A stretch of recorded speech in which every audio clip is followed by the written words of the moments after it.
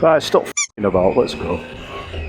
This is the optimal setup for vlogging whilst you're on your bike. In front of my helmet, I've got DJI Osmo Action 4. And to this camera, I've got connected the DJI Mic Mini, located in here. And on the front of the bike, here, I've got the Insta360 X4. And to that, I've got connected the Insta360 Mic Air. That's located in here. So, both microphones got the nice little fuzzy windshields on them. I've got the gain on the DJI Mic 3 set to -12, just to eliminate as much road, wind, excess noise as possible. It's also set to 32-bit float and will do internal recording. The Insta360 Mic Air, you've got no control over that, it just records at what it records at. So this is probably a good example as I'm accelerating. This is with the visor up, this is with the visor down, this is with the visor up, this is with the visor down. So I've got two mics connected to their two respective cameras, both with noise cancellation turned on, as I say, just to try and eliminate as much external noise as possible.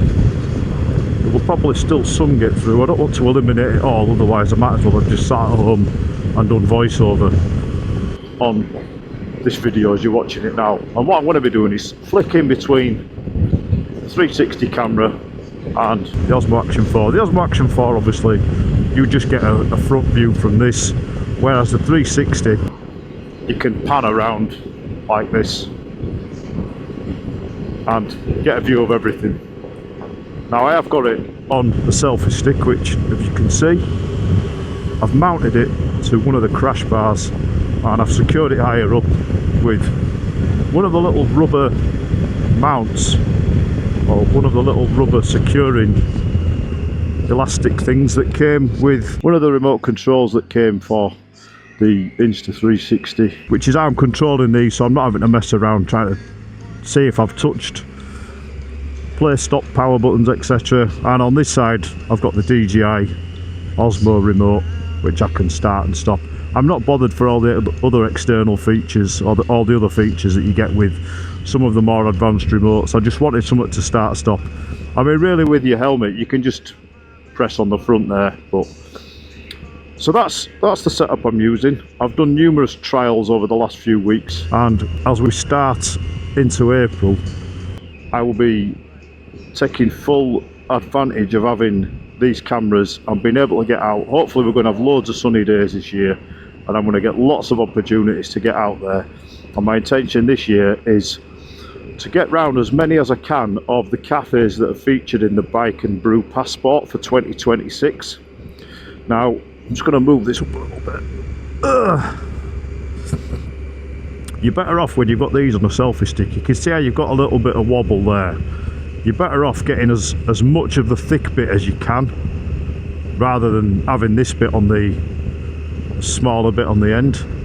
Because of the weight of the camera, if you've got it on this end, it's getting all the thinnest bits. So what I'm going to do when I get here, I'll see if I can adjust that.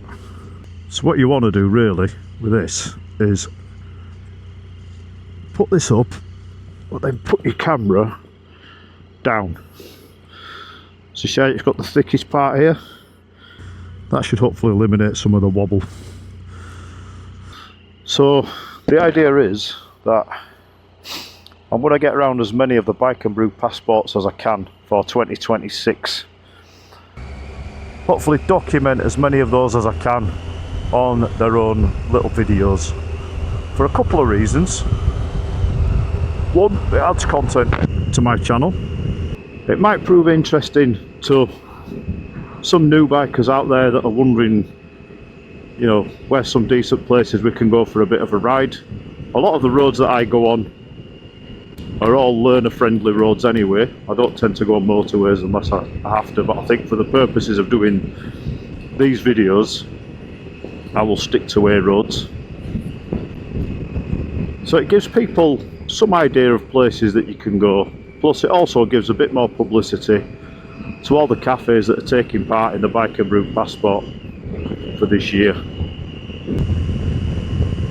It's been going a couple of years now as Bike and Brew. I think the first year they did it, there was something like 60 or 70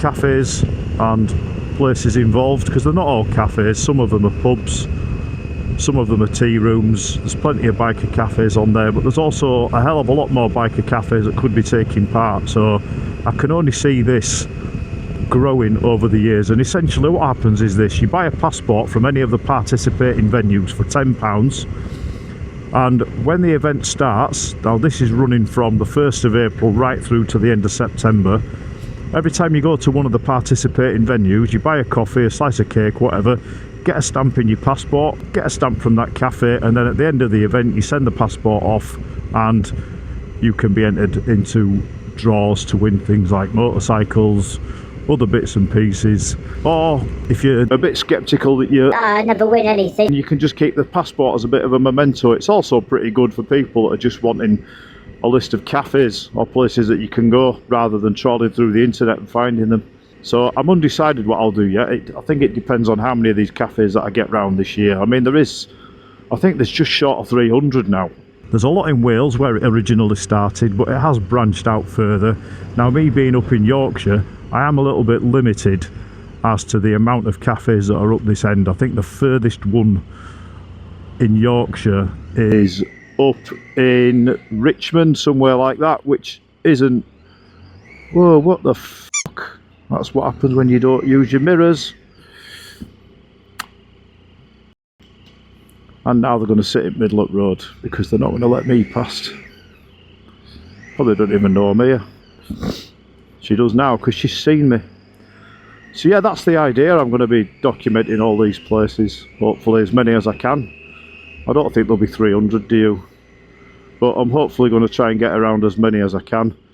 I'll do a separate video for each place that I go to and just give you a bit of an overview of what's there, parking facilities, maybe have a quick look at the menu,